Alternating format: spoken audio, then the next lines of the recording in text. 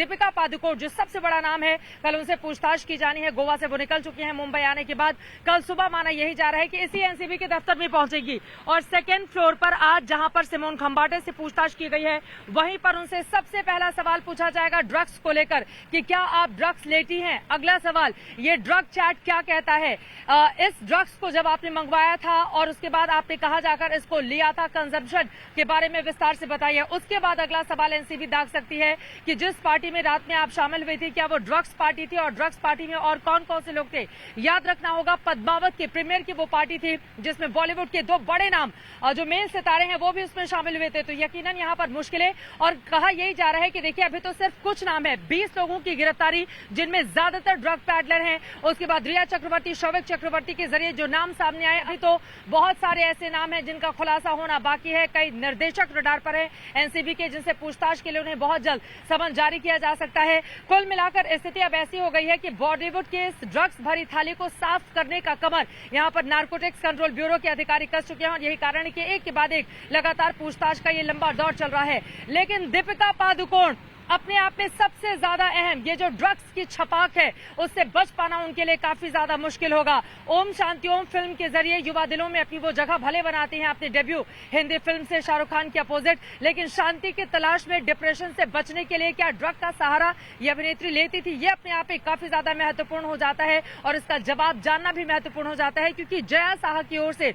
जो जानकारी दी गई है एनसीबी के अधिकारियों को, देखिए उन्होंने इस बात को एडमिट किया है कि हाँ वो इन चीजों को मुहैया कराती थी। बहुत सारे लोग ऐसे हैं जो डिप्रेशन से बचने के लिए ड्रग्स का सहारा लेते हैं। अब जया साहा से पूछताछ के आधार पर, चाहे वो दीपिका पादुकोण हो, चाहे सारा अली खान हो, क्योंकि सारा अली खान और श्रद्धा कपूर ये दोनों भी बहुत बड़ा नाम है और इन दोनों को जब परसों बुलाया जाएगा यहाँ पर पूछताछ के लिए, तो उनके पास तो बोटमैन का बयान भी है जिससे इस बात को एडमिट किया था कि देखिए सुशांत सिंह राजपूत जब पार्टी किया करते थे अपने फार्म हाउस पर, तो ये लोग उस ड्रग्स पार्टी में शामिल होने के लिए आया करती थी। तो कुल मिलाकर मुश्किलें इन तमाम अभिनेत्रियों की बढ़ी हुई हैं, लेकिन ये सिर्फ अभी कुछ गिने चुने चेहरे हैं। बहुत बड़े बड़े चेहरे अभी ऐसे हैं पर्दे के पीछे जिनका नाम सामने आना बाकी, और माना यही जा रहा है कि एनसीबी की जिस तरह की ताबड़तोड़ तफ्तीश इस वक्त चल रही है उसके आधार पर बहुत जल्द उन तमाम लोगों को समन जारी करके पूछताछ के लिए बुलाया जाएगा। लेकिन यहाँ पर कल सुबह 10:30 बजे के आसपास दीपिका पादुकोण को समन भेजने के बाद जवाब देने के लिए हाजिर होना होगा और उस हाजिरी में दीपिका पादुकोण अपना बचाव कैसे करती हैं ये देखना महत्वपूर्ण होगा।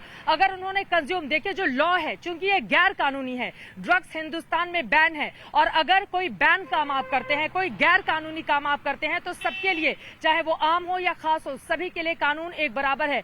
तो यहाँ पर अगला कदम क्या होगा, क्योंकि ड्रग्स के मामले में ही, हालांकि वो खरीद फरोख्त का मामला था, रिया चक्रवर्ती बीते 17 दिनों से जेल में बंद है। उनकी जितनी उम्र है 28 साल।